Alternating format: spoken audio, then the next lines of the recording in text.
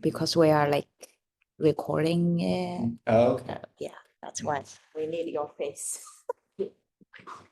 So just read all of the basically just read my PowerPoint. And it's called Brush Body Self, Exploring Ethico-Aesthetic Judgment in Calligraphy. The paper is currently out with the second round review in Journal of Aesthetic Education. And yesterday, I checked the system, and it said the first review report is coming. Now we're waiting for the second review. So hopefully I can. Well, I can get the second review next month. It's been a couple of years. And okay, so I think I pursued my PhD in the University of Canterbury. I intended to write a thesis on Chinese painting instead of Chinese calligraphy, because I have a worry that, well, in the West, there's no counterpart to this art of handwriting, right? And handwriting in the East Asian tradition is so important. It's a major art, not just in China, but also in the East Asian tradition. But in the West, beautiful handwriting is not valued as much as in the East Asian tradition. But, well, my PhD thesis eventually went quite well, because I think even though there's no such art as calligraphy and handwriting in the West, still I can approach this Eastern art of handwriting from a so-called Western perspective, or to put it more specifically, a lot of issues faced in the Chinese art of calligraphy is easily understandable and accessible for Western readers, I think. And today, for this topic, I will talk about the evaluation, or to say the aesthetic judgment, not aesthetic judgment, but the judgment of Chinese calligraphy. And we focus on two aspects. The first aspect is the somatic dimension, and the second aspect is moral dimension.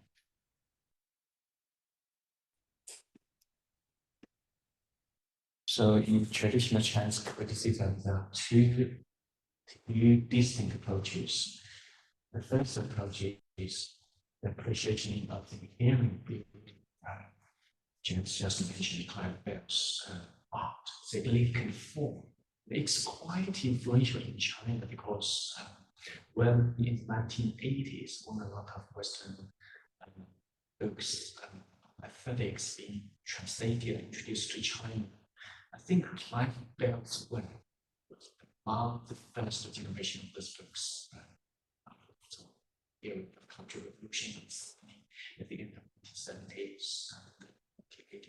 So significant form was widely used by a lot of Chinese scholars to characterize this art. Chinese calligraphy is basically an art of lines, or even nowadays, a lot of scholars challenge the use of lines to describe calligraphy. Prefer to use brush stroke instead of lines. Okay, so the first approach is the so-called formal approach, where we appreciate calligraphy. We approach calligraphy from appreciate the formal characteristics, the brush strokes, the hearing beauty within calligraphy. Second, we go beyond the work itself to focus on the calligrapher. What does it mean by calligrapher? The influence. Okay, in China, I think we have a tradition that is the influence And often the determination of artwork's value by its artist. This is a distinctive feature of Chinese art theory. Rather than treating calligraphy as an autonomous visual object, traditional criticism frequently situates aesthetic judgment within a broad evaluative horizon that includes the person as calligrapher. So this paper explores a central issue in this criticism, in calligraphic criticism, so the relationship between calligraphers and the calligraphy, often described in Chinese tradition as a human calligraphy.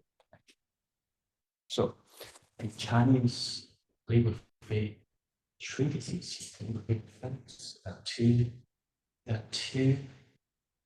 two maxims to describe this selection. The first one is calligraphy mirrors person. The second one is quality of calligraphy reflects the moral character of the person. So embedded within these formulations is a mode of judgment in which human values are transferred to the evaluation of artistic value, as contemporary philosopher working hard for a long time.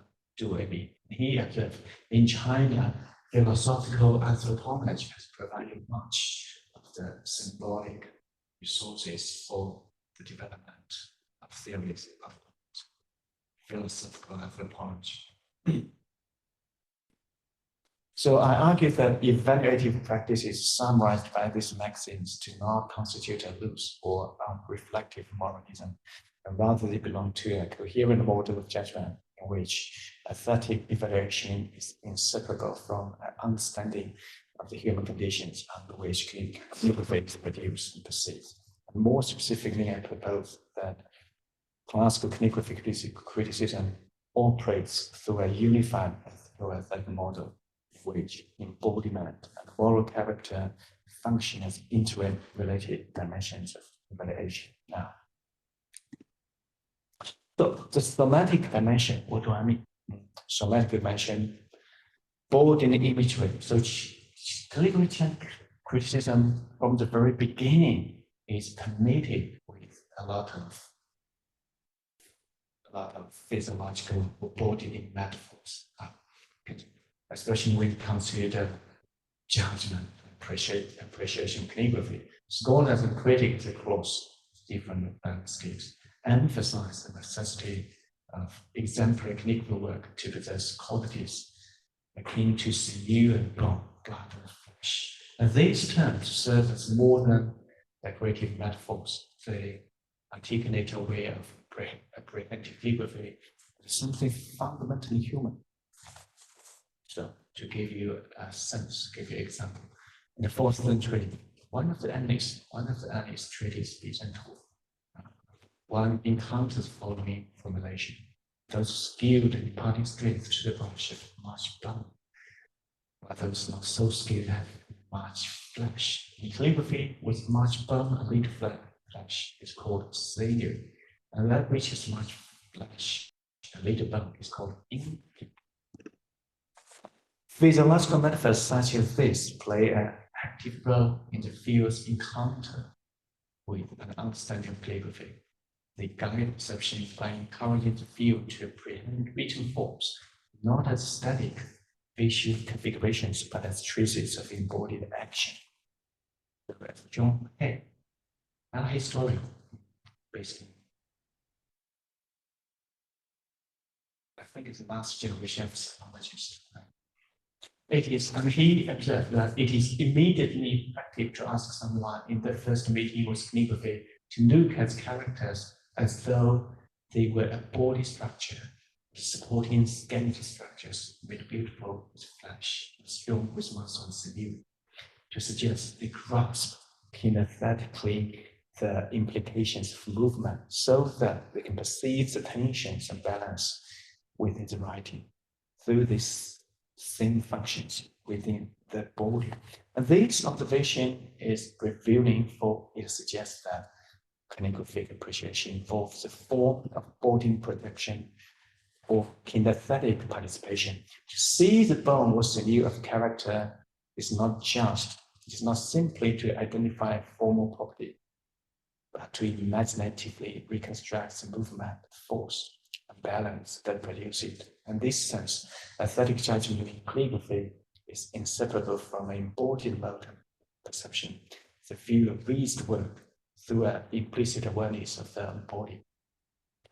So this is based on a piece of a paper I published in Philosophy West a few years ago, and I borrowed a term from Richard Vaughan in one of Richard Vaughan.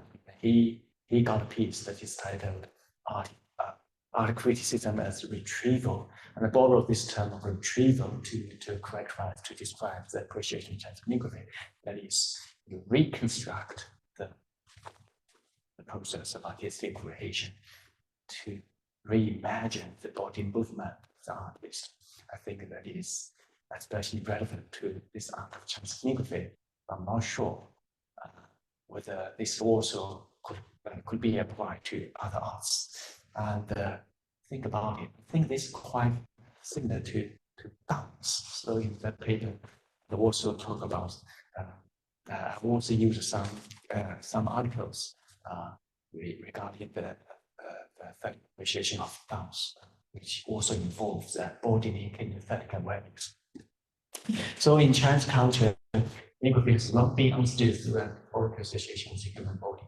I draw out the work of cognitive linguistics, like from Johnson, notion of conceptual metaphor. I can verify this association functions. So a conceptual metaphor maps one conceptual domain to another. In this case, the source domain, human body, target domain is calligraphy. The widespread use of bodily terminology in calligraphic discourse is not arbitrary, but reflects a structured way of understanding writing as a visible practice. Many Chinese physiological terms are used in the description of calligraphy.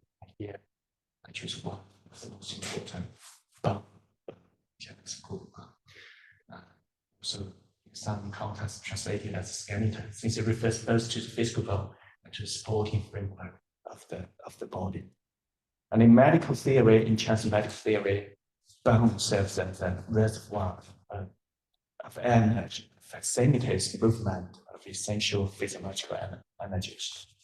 So the source domain represented by bone within the human body embodies two key features, strength and fundamental physiological structure. Within the target domain, the realm of this art, calligraphy, these attributes manifest as the vehicle conveyed through brush strokes and inherent structure of its characters themselves.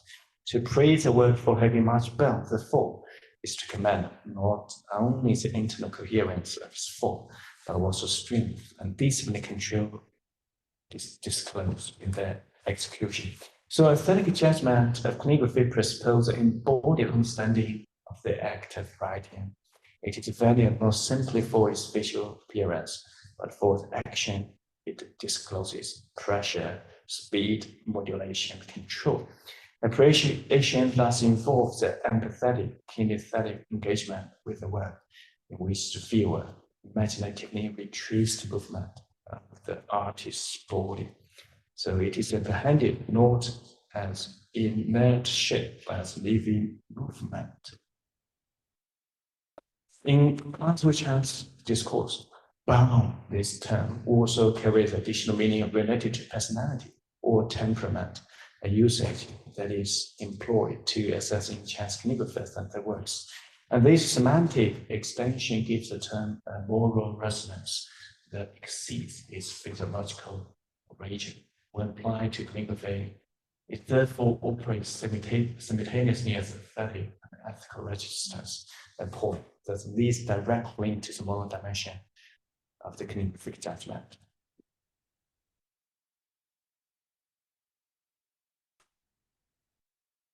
The fact that the human body is so vividly a source of both perception and values that the Chinese medical theory articulated so precisely the very tangible energetics of the body, and that it seems this articulation and its sophisticated terminology were roughly contemporary with, but probably slightly earlier than corresponding developments in our theory, making it likely that the former is a major source for the latter.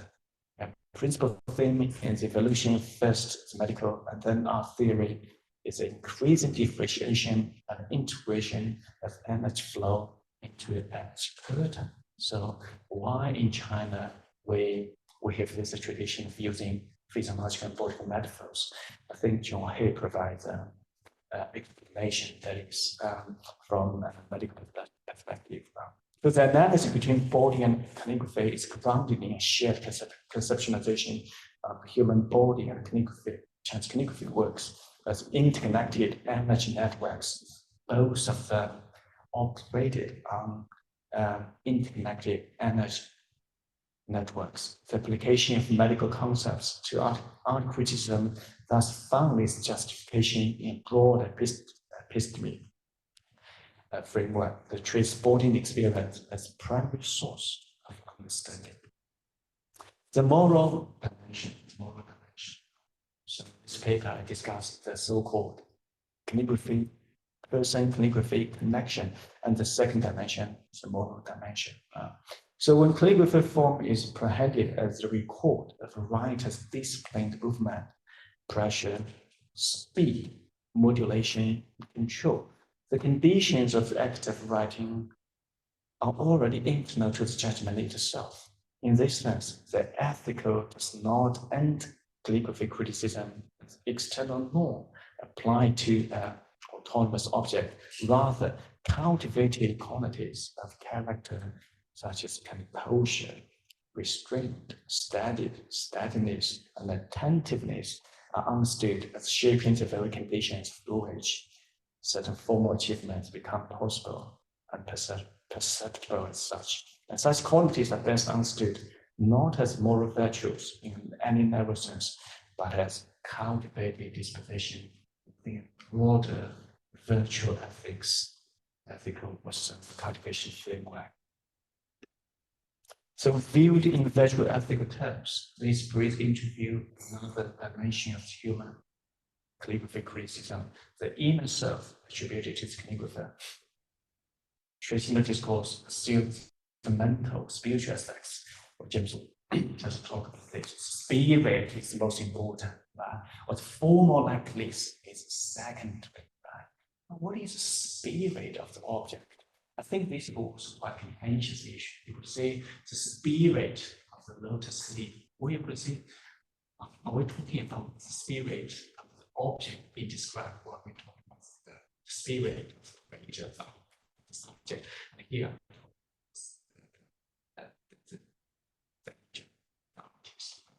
assumes the mental and spiritual aspects such as rage, emotion, participate in creation and are reflected.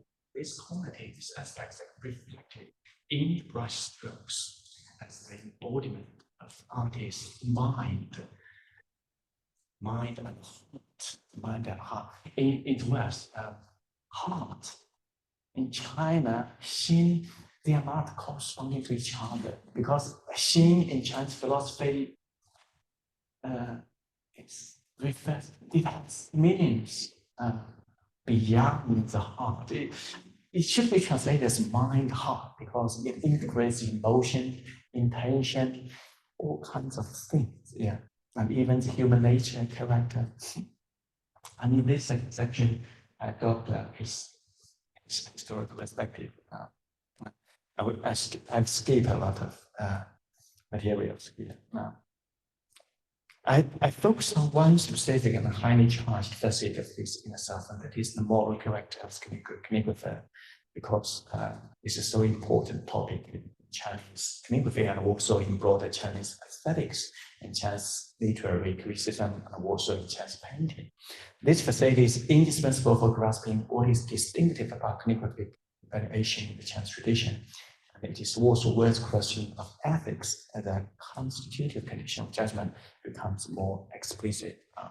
So Six Dynasties generally believe as the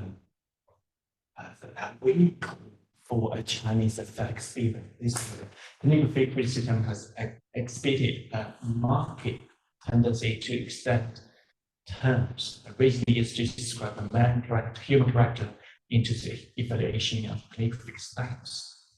So a lot of terms originally describing human nature, such as life, breath, resonance, manner, temper, outward, animating force.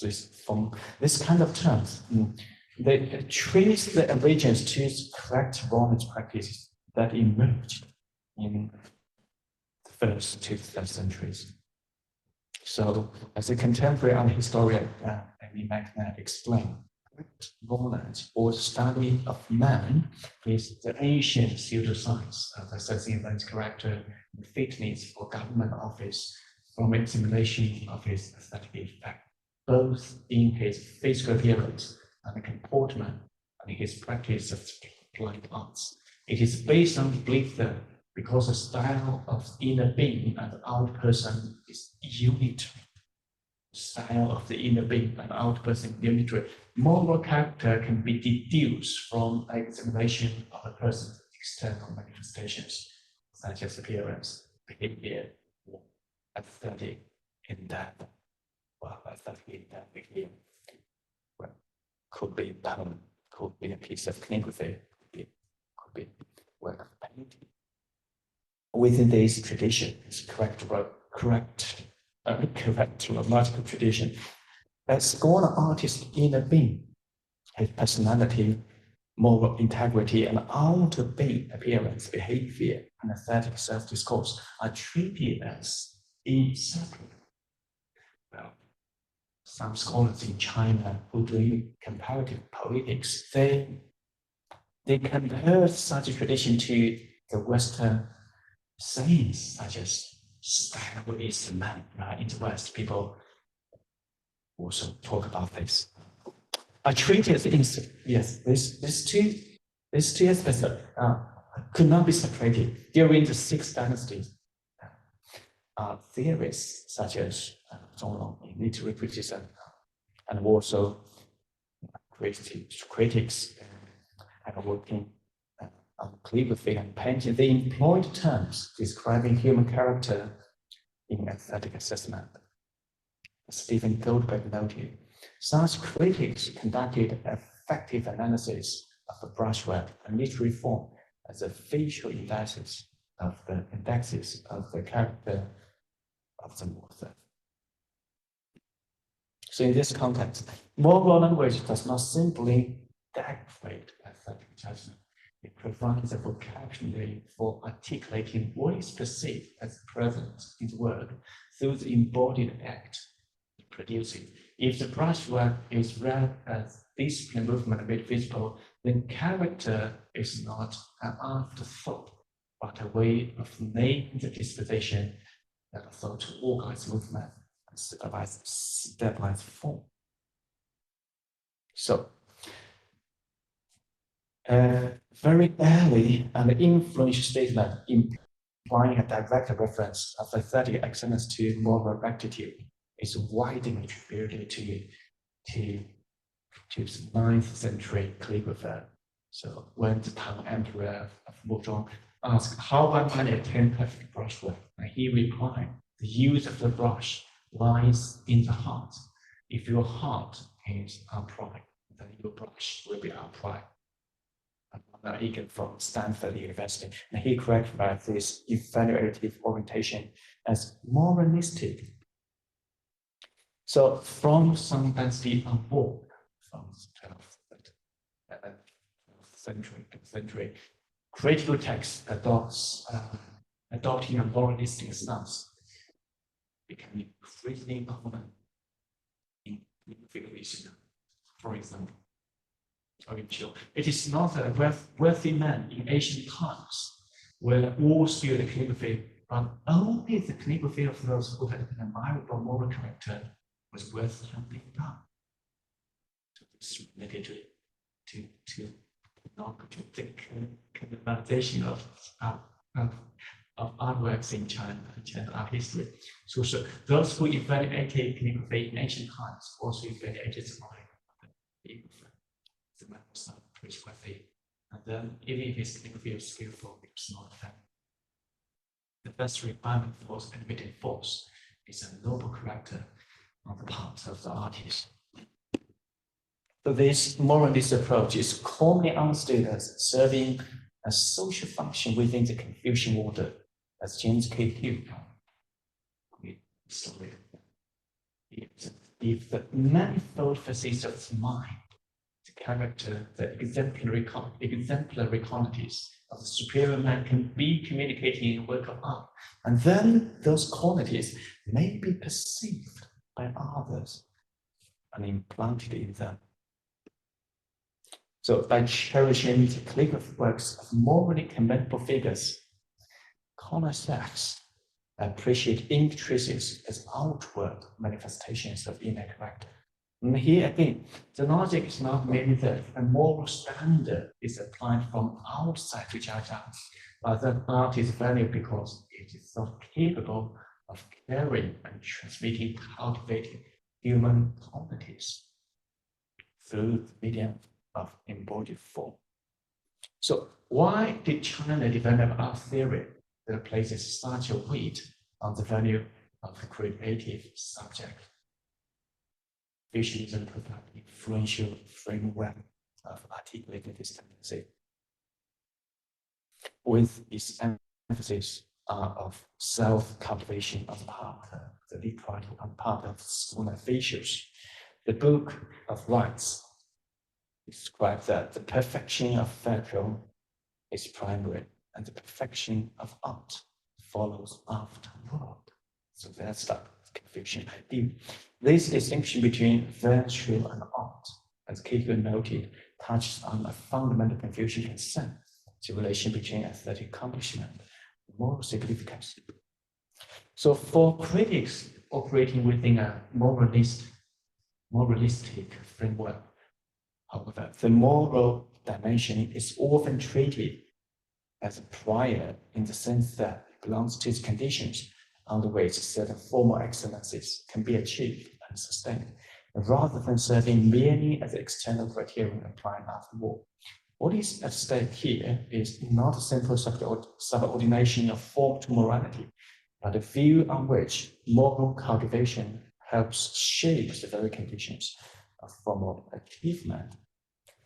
If the form under judgment is not a purely optical configuration, but the visible traces of disciplined action, then ethical qualities are not simply appended as an evaluative commentary, rather in a broader virtual ethical sense. Disposition such as concentration, patience, composure, and self-restraint are understood as shaping the writer's, the artist's body movement, bodily conduct, breath, tempo, pressure, hesitation, and release, and thus shaping the brush strokes. On this view, ethical consideration enter judgment not as external law. What do I mean by internal? The artist is virtuous, therefore his art must be good. But as a constitutive condition through which certain aesthetic qualities are generated and recognized. The arts, understood as discipline of the body and the mind heart, serve as vehicles of self-cultivation directed towards Confucian ideal of moral refinement. And within this horizon, the artist's expression may be valued not only for its formal interest, but also for the cultivated human qualities it is thought to embody and transmit. So, but moralist judgment has certain quite obvious risks, and some traditional critics register those risks with notable clarity. So in China, in our tradition, there are some critics, scholars who were aware of these risks. Within a strongly moralist framework, a evaluator may be tempted to attribute excellence or deficiency too directly to a person's character, the artist's character, but even when certain formal aspects of work might point in a different direction. From the perspective of modern aesthetic theory that emphasizes the relative autonomy of aesthetic judgment, such an approach may appear problematic. For example, 11th, 12th century art critic and artist, after noting that any critics did evaluate the life of the character, caution elsewhere against assuming that the person's character can be reliably inferred from calligraphy. And he said, if from examining a person's calligraphy, one can tell what kind of man he is, and then the character of superior man and mean-minded man must both be reflected in their calligraphy. This would appear to be incorrect. To select people on the basis of their face is considered improper. How much worse then to do so on the basis of their calligraphy? So, but despite such reservations, moralism remained a powerful tendency in Chinese literary criticism, influencing the evaluation of major arts such as painting, calligraphy, and poetry. James K. Hill's qualifications concerning moralistic judgment in painting are therefore instructive for calligraphy as well. And he said, obviously, not all good painters were sages or patrons of paragons of virtue, nor were all men of noble character good painters. No critic of any consequence ever judged a picture according to what he knew about the moral worth of the artist. A literary critic was likely, on the one hand, to consider the admirable qualities which he perceived in the picture to be reflections of admirable qualities in the man who produced it. The notion of the man revealed in the painting was used, that is, to account for excellence in art, not to determine it.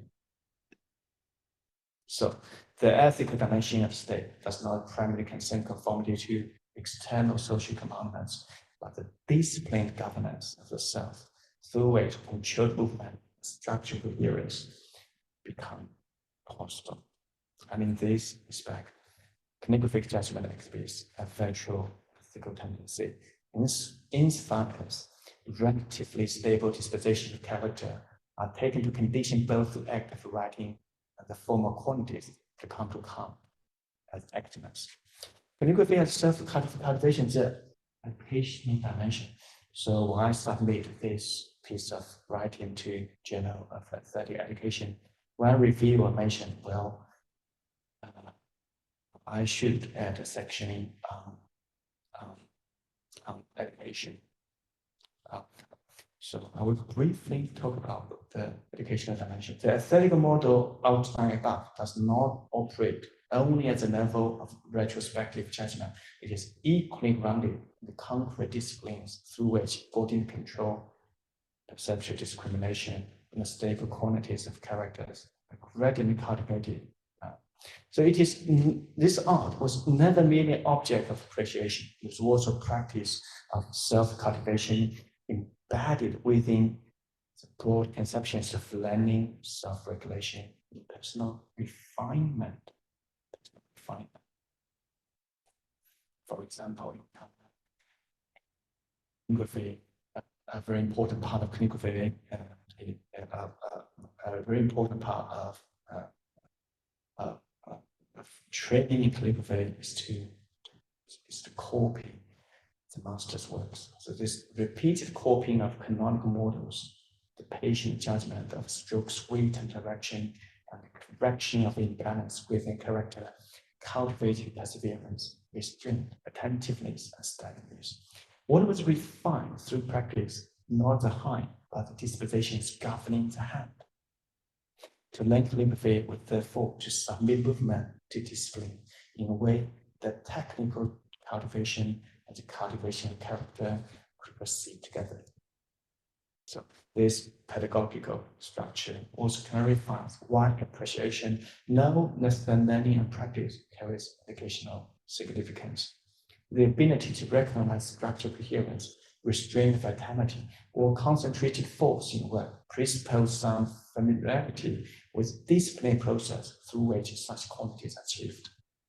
To appreciate calligraphy well is not simply to gather visual information, it is to acquire disciplined mode of attention. In this sense, appreciation is itself educative, whether directly through writing or indirectly through prolonged exposure to exemplary works. And the traditions surrounding them, the appreciated powers of perception are shaped by habits analogous to those required in practice. So, understanding this way, this educational dimension does not stand apart from the virtual ethical tendency identified in last section. They give the tendency practical reality. The relatively stable disposition that condition aesthetic excellence are not assumed to exist in advance in a fully formed fashion, but are slowly acquired through repetition, imitation, and attentive engagement. At this level, what education most immediately forms is not moral character in the strongest sense, but the broader dispositions of attention, self-regulation, through which both right and judgment are shaped. So, from this perspective, the educational significance of calligraphy also helps clarify why this tradition does not treat aesthetic appreciation as necessarily disinterested in the strong modern Western sense. In prominent Western account, aesthetic judgment is often valued, insofar as it suspends moral and personal consent in order to preserve a detached mode of attention. I'm not sure about this because we have expert aesthetic judgment. Here, I'm writing this in a very general sense. I'm discussing it in a very general sense. The Chinese case suggests a different possibility. In calligraphy, appreciation is not compromised by its relation to self-cultivation. That relation is part of what makes appreciation meaningful. To appreciate calligraphy is not to detach oneself from embodiment, character, and discipline, but to become more responsive to the ways they are realized in brushwork, line, and structure. And this is not because moralizing replaces aesthetic experience, but because aesthetic experience itself can participate in the formation of character and the education of perception.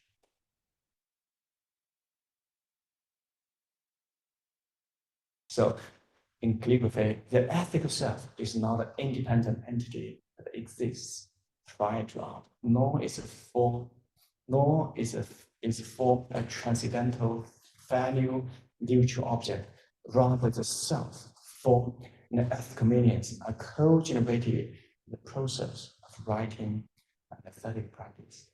A lot of issues discussed here could be related to what James discussed just now, right? The lines, not just not value neutral lines, bright strokes in Chinese calligraphy, Chinese painting, not just value neutral object, not just a significant form in the sense of collector. Yes. Conclusion.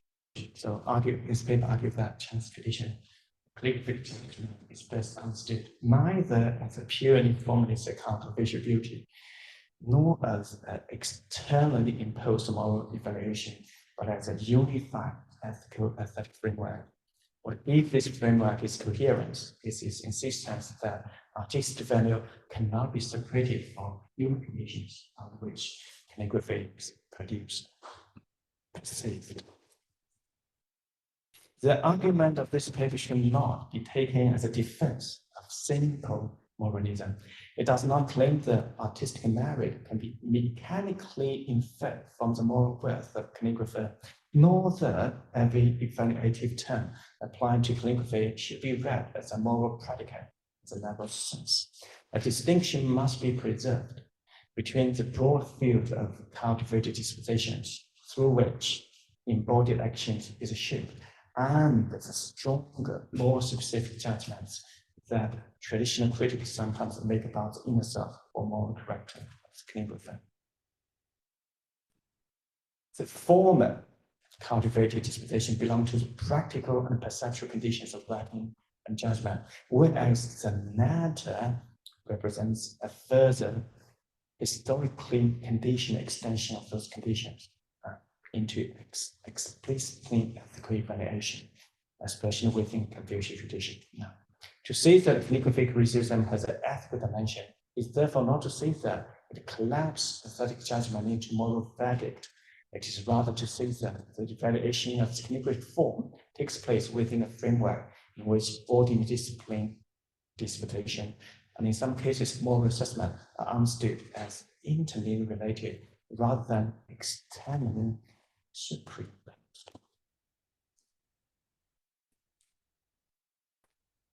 So the broader theoretical importance of the Chinese case then lies not in offering simple alternative to Western aesthetics, still less in overturning it, but in making visible another possible structure of judgment.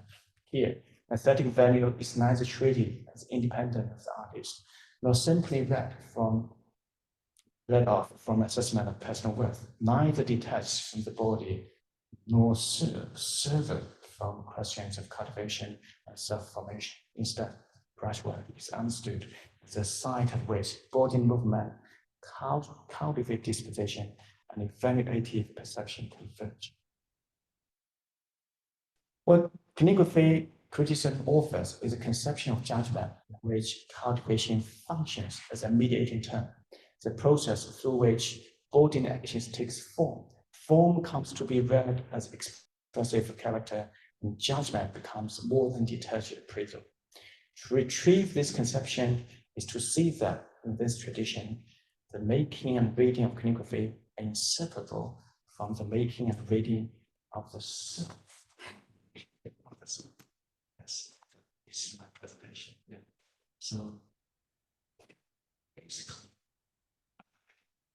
I'll say that the judgment of Chinese calligraphy is not just a formal assessment, but also closely related to the human conditions. And this, I'm not sure this is the best phrase here.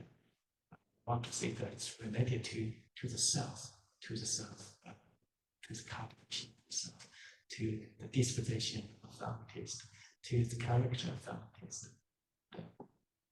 The creation of this art is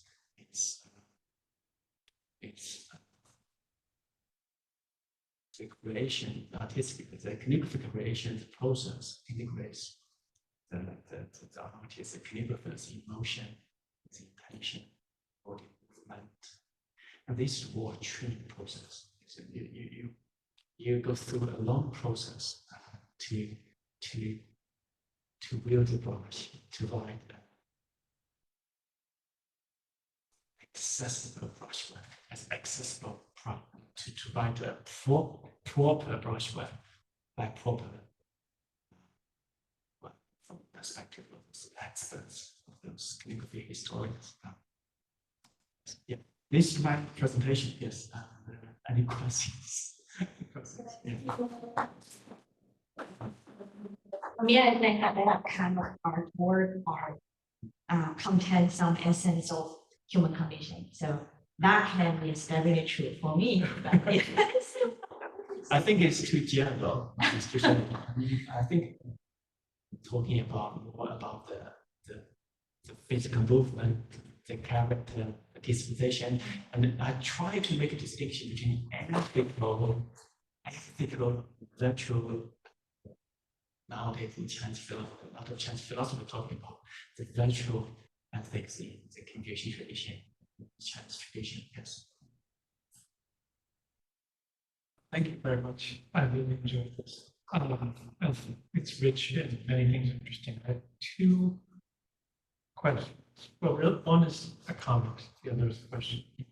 So the comment is that this distinction that you are trying to make between dispositions like concentration, patience, composure, self-restraint, and more narrowly, moral features, is one that Williams is famously made, the British philosopher, and he makes it with respect to his understanding of Greek philosophy.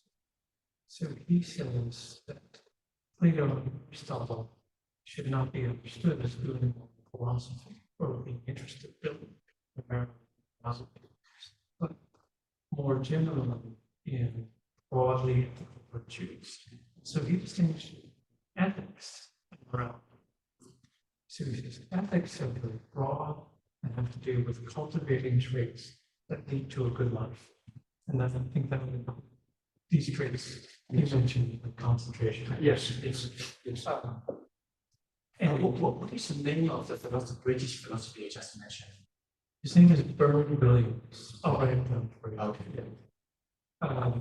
So you may find this distinction to be helpful to you as what you're trying to do, because I think it's a similar movement to saying there are these general ethical qualities, and then they give rise to aesthetic qualities, and they give rise to moral qualities or lead to, but only in an indirect way.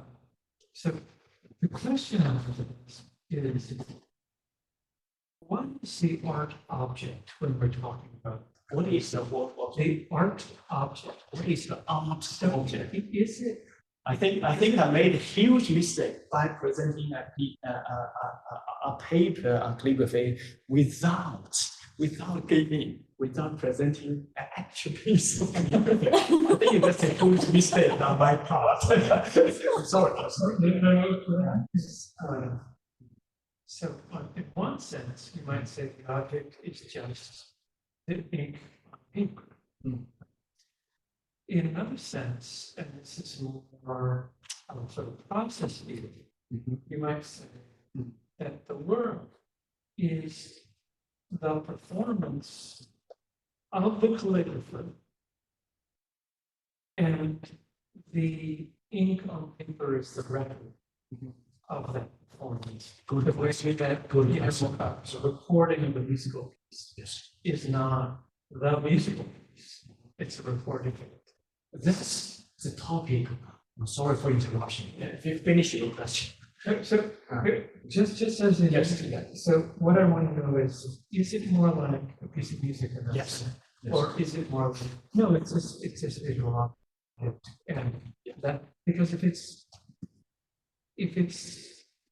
What do we? if the ink Yes. on paper is merely a record Yes. of the thing that is genuinely the subject, then that makes it much easier to understand how well the bodily movement is so critical to understand. Yes. I think that is the topic. That's the topic in my next presentation.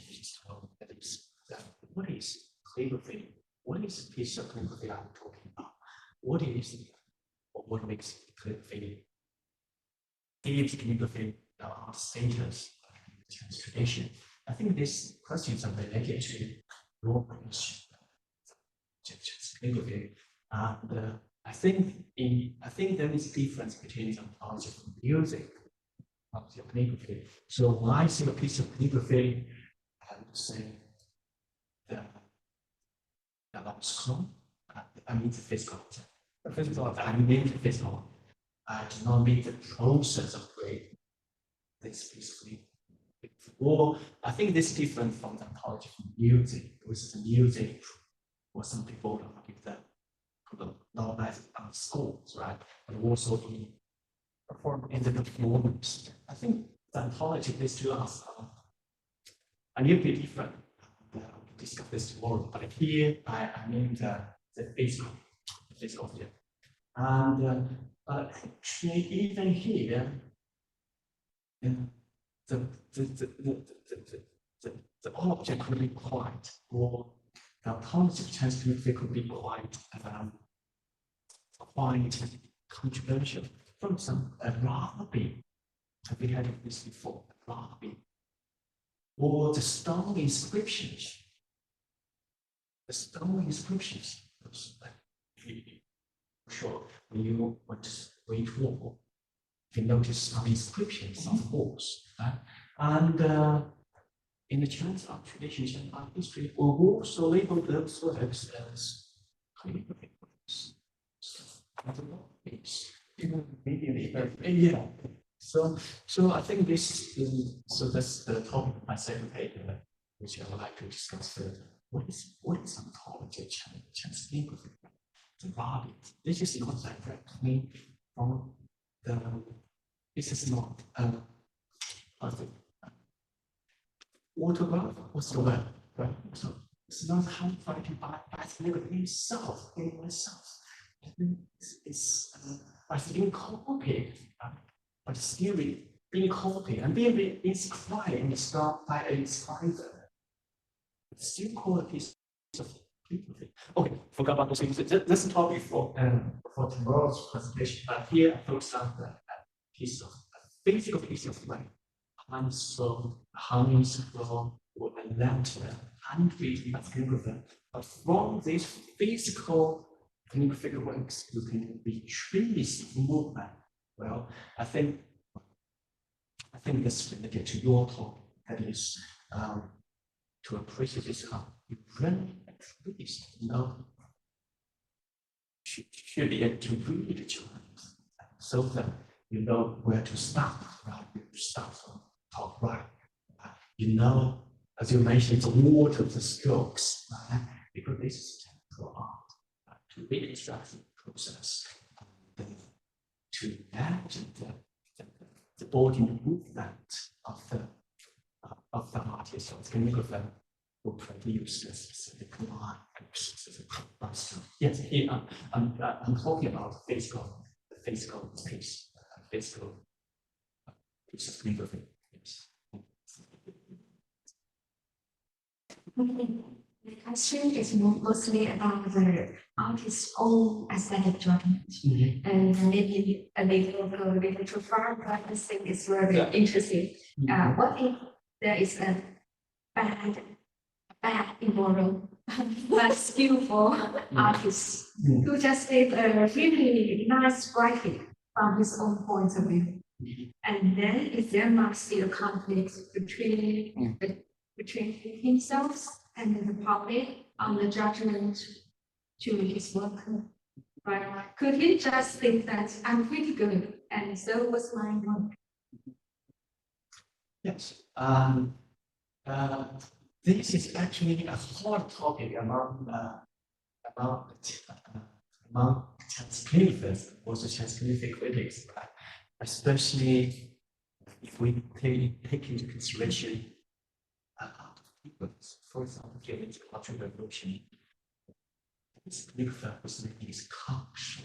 His calligraphy is marvelous, it's just great, but his works were not well done. Or some people say most of his works have been destroyed, damaged. Why? Because this guy,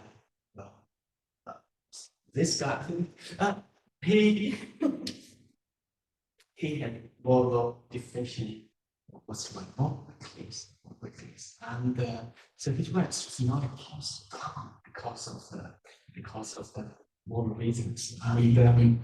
And well, returning to the topic, returning to my presentation today, I think here I try to make a distinction between the strong moral, ethical,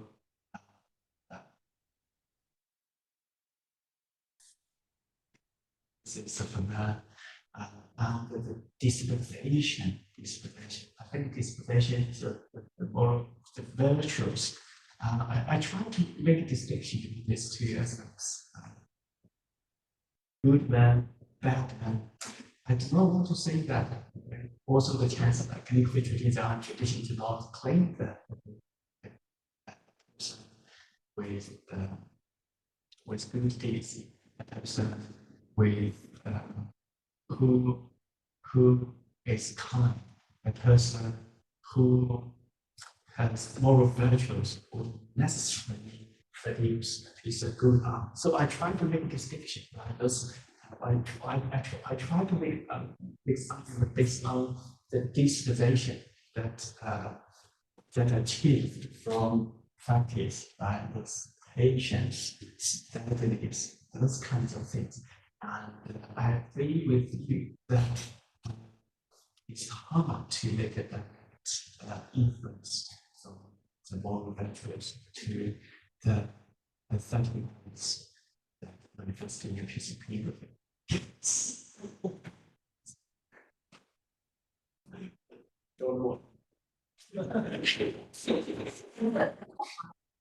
Don't know. Okay.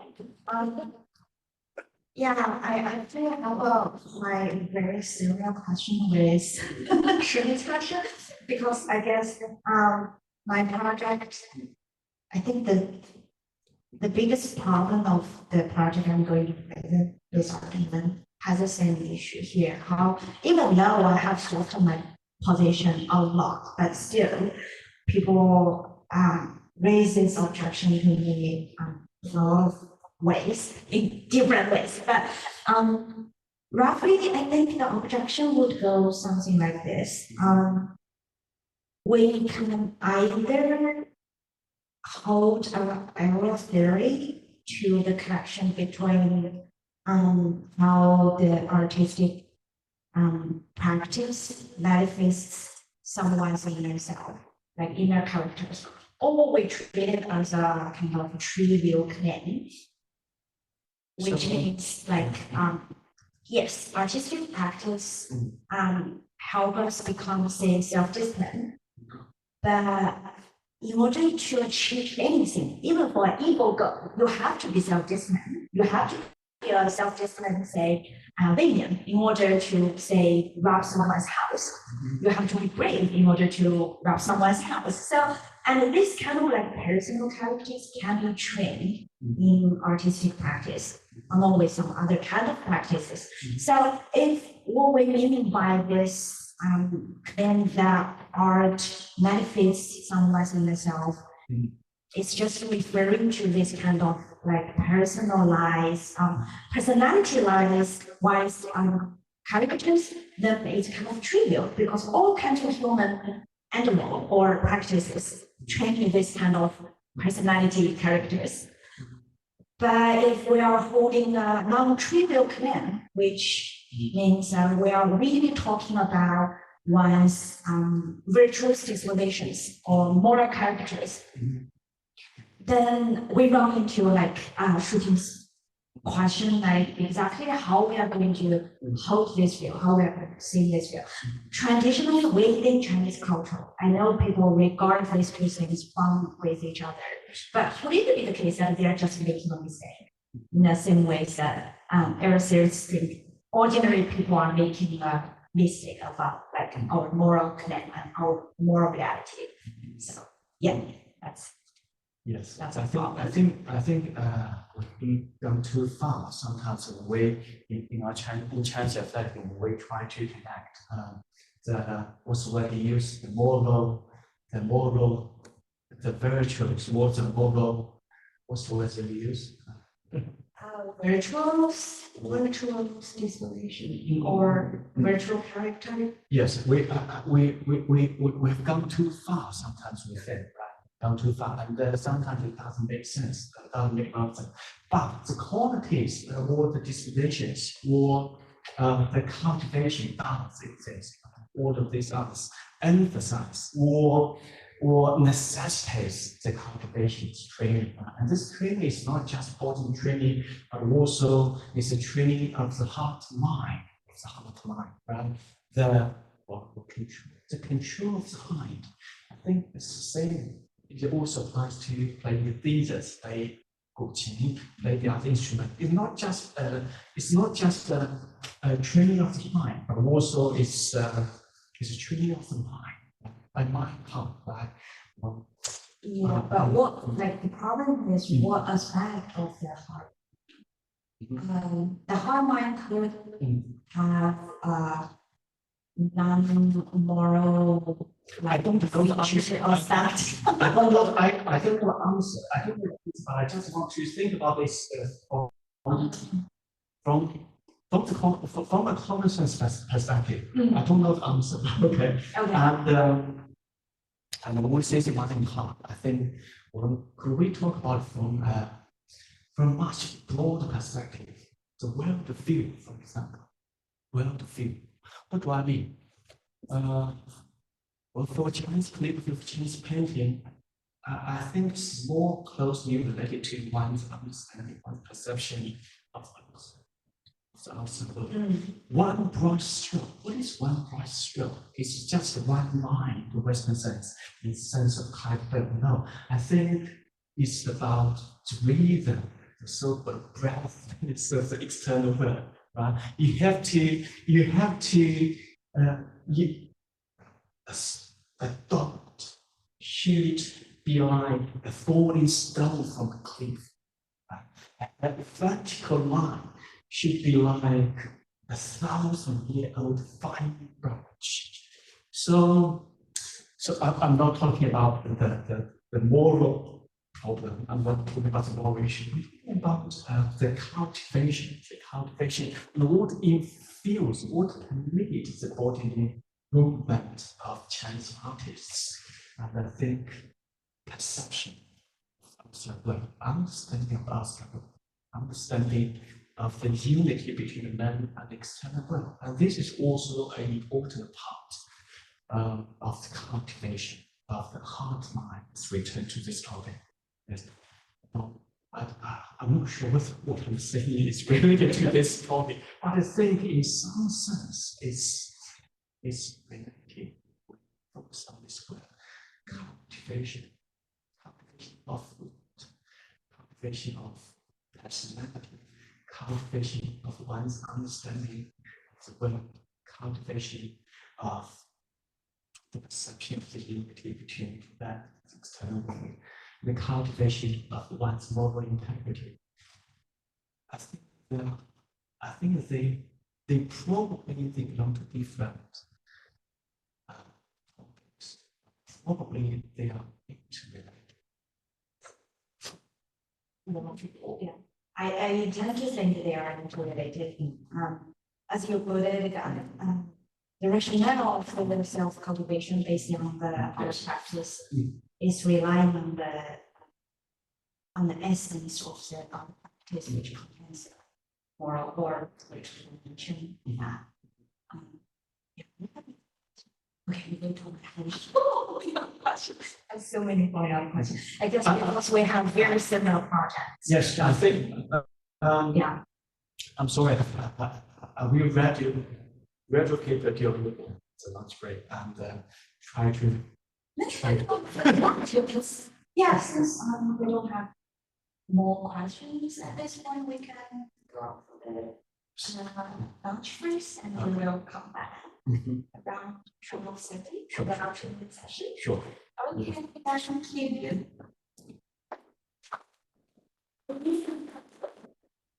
不用担心，不用担心，我下午会那个。Oh, let's stop it first. So we'll be back at I